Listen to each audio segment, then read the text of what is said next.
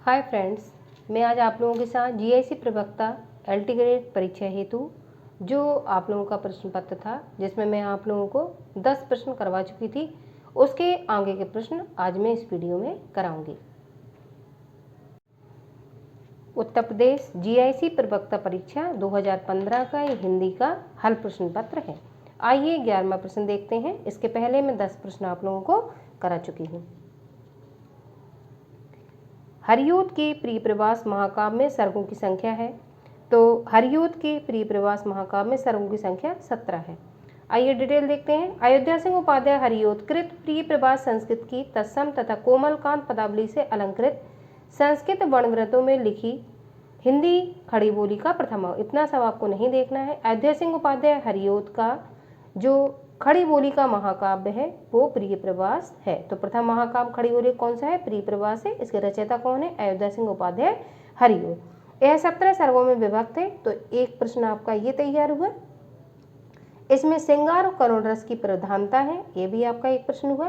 प्रिय प्रवास का प्रथम प्रकाशन वर्ष 1914 है, तो ये भी आपका प्रश्न हुआ। इस कृति पर मंगला प्रसाद पारितोषिक प्रदान किया जा चुका है, तो ये भी इंपॉर्टेंट प्रश्न आप लोगों का है।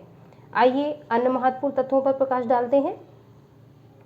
प्रिय प्रवास राधा और कृष्ण के सात्विक प्रेम पर आधारित करुण रस प्रधान एक मार्मिक प्रबंध काव्य है। तो प्रिय प्रवास किसके ऊपर रचा गया है? राधा और कृष्ण का जो करुण रस प्रधान या ब्रह वेदना है उस पर रचा गया प्रबंध काव्य है।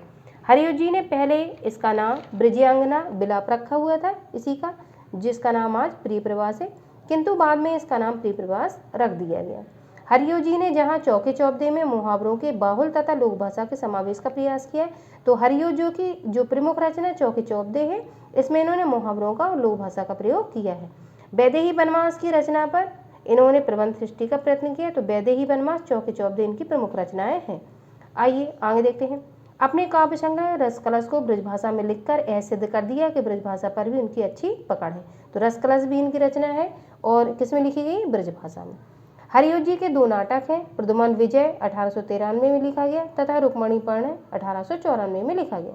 सन 1894 में इनका प्रथम उपन्यास प्रेम कांता प्रकाशित हुआ। बाद में 2 उपन्यास ठेठ हिंदी का ठाठ 1889 ईस्वी तथा अतकिलापुर 1907 ईस्वी में प्रकाशित हुआ। हरियोद जी की प्रमुख रचनाएं जो है रसिक रहस्य 1899, प्रेमांबु बारिधि, प्रेम प्रपंच 1900 में है दोनों रचनाएं। प्रेरांबु प्रवचन प्रश्रवण और प्रेरांबु प्रवाह 1901 में रची गई।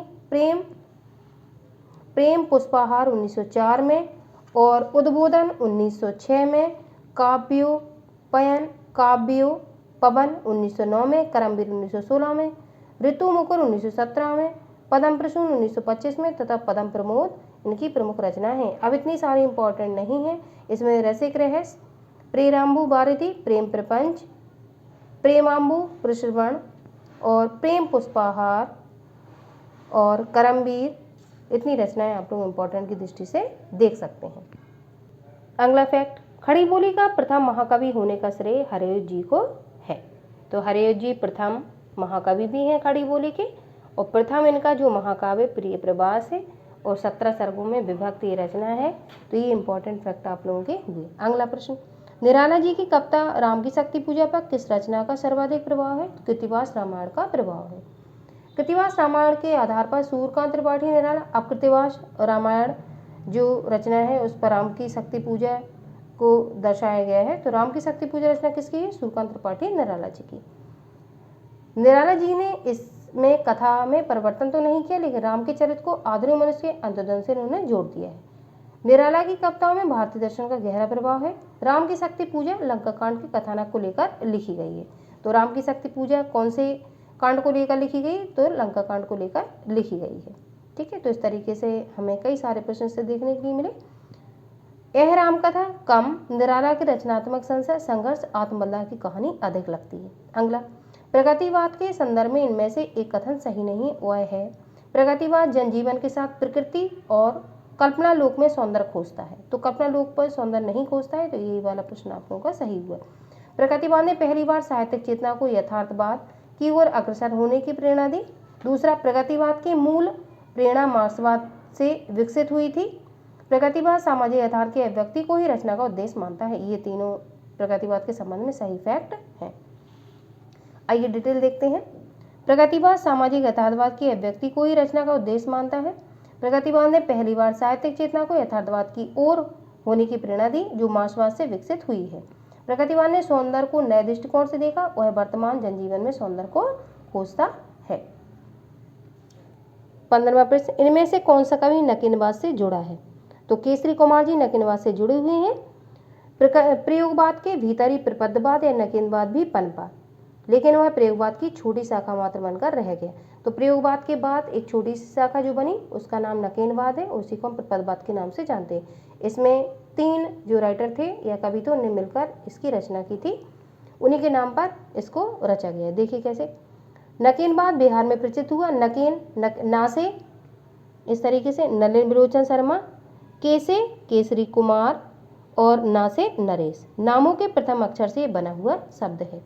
नकीनवादी तीनों कवियों ने प्रयोग सूत्री प्रयोगवाद प्रयोगशीलता में अंतर स्पष्ट किए, प्रयोग को ही काव्य का एकमात्र लक्ष्य मानते हैं। तो ये जो नकीन है वो 3 कवियों से मिलकर बना है। ये तीनों कवि के नाम आप लोगों को क्लियर होने चाहिए। इनमें से कोई भी ये गलत दे सकता है, जैसे इसमें केदारनाथ दिया हुआ था, इसमें आप अगर केसरी कुमार और केदारनाथ में से आपको सही नहीं पता होता तो आप केदारनाथ अग्रवाल केसरी कुमार ने लगा केदारनाथ अग्रवाल इसमें लगा देते, तो ये प्रश्न आपका गलत हो जाता। अगला, इनमें से नागबोडस द्वारा लिखित नाटक है। तो नागबोडस द्वारा लिखित जो नाटक है वो खूबसूरत बहू है। और नागबोडस द्वारा और कौन कौन से लिखे गए हैं ये देखते हैं।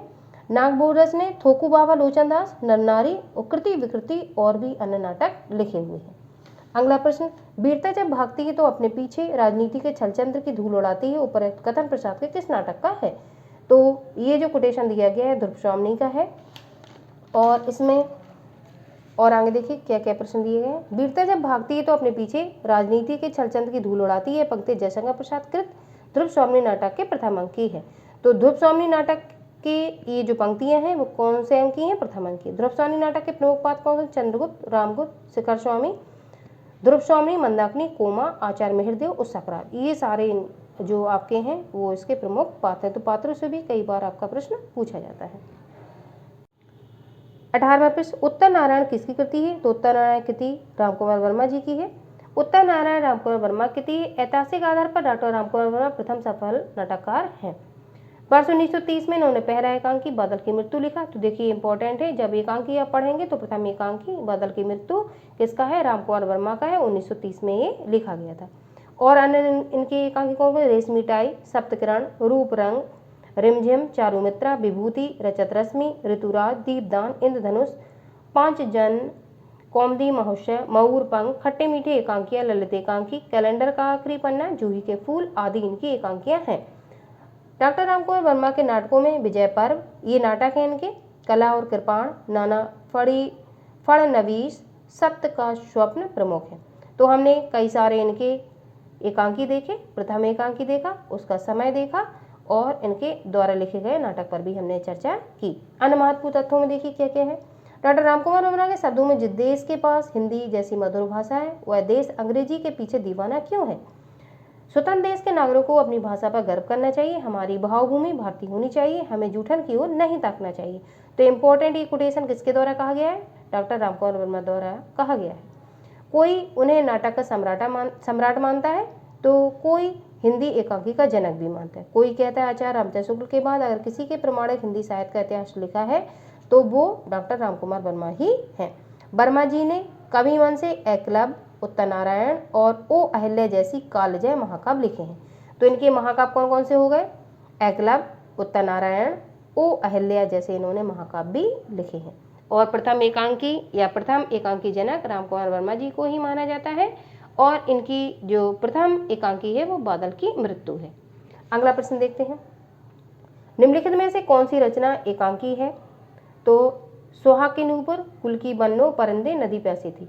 तो जो आपकी नदी प्यासी थी ये आपका एकांकी है। और परिंदे ये कहानी है, जो आपकी परिंदे कहानी है ये निर्मल वर्मा द्वारा रचित है। कुल की बन्नो धर्मवीर भारती द्वारा रचित कहानी है आपकी। और सुहाग के नूपुर ये उपन्यास है जो अमृतलाल नागर जी का है। ठीक है, आइए डिटेल देखते हैं। नदी प्यासी थी धर्मवीर भारती द्वारा रचित एकांकी है, जबकि परिंदे गुल की बन्नो कहानियां हैं जिनके लेखक क्रमशः निर्मल वर्मा, धर्मवीर भारती हैं। सुहाग के नूपुर अमृतम नागौर लिखित उपन्यास है। इनमें से शिवमूर्ति की कहानी नहीं है। तो इनमें से शिवमूर्ति की कहानी, ये प्रश्न, शिवमूर्ति कहानी अकर्मक क्रिया नहीं है। भरतनाट्यम, कसाईवाड़ा, त्रिय चरित्र, ये शिवमूर्ति की कहानियां हैं। अकर्मक क्रिया शिवमूर्ति की कहानी नहीं बल्कि सेवाराम यात्री की कहानी है। अन्य कहानियां शिवमूर्ति की ही हैं। सेवाराम यात्री की अन्य रचनाएं देखेंगे क्योंकि ये हमें किताबों में बहुत कम देखने के लिए मिलती हैं। उपन्यास इनका है सेवाराम यात्री का दराजों में बंद दस्तावेज, लौटते हुए, कई अंधेरों के पार, अपरिचित शेष, चांदनी के आर पार, बीच की दरार, टूटते दायरे आदि। कहानी संग्रह इनका है केवल पिता, धरातल, टापू पर अकेले, दूसरे चेहरे, काल विदूषक सिलसिला, खंडित संवाद आदि। ये सेवाराम यात्री के द्वारा रची गई कहानियां हैं। तो इस तरीके से हमने आज 20 प्रश्नों तक इस सीरीज को कंटिन्यू किया। अब अगली वीडियो में मैं 21 प्रश्न से इसको पढ़ाने का प्रयास करूंगी, जो जीआईसी प्रपक्ता एलटी ग्रेड में ये 2015 का पेपर है, क्योंकि हमें पीवाईक्यू भी देखने चाहिए। पीवाईक्यू से कई सारे प्रश्न हमारे रिपीट भी कई पेपर में होते हैं।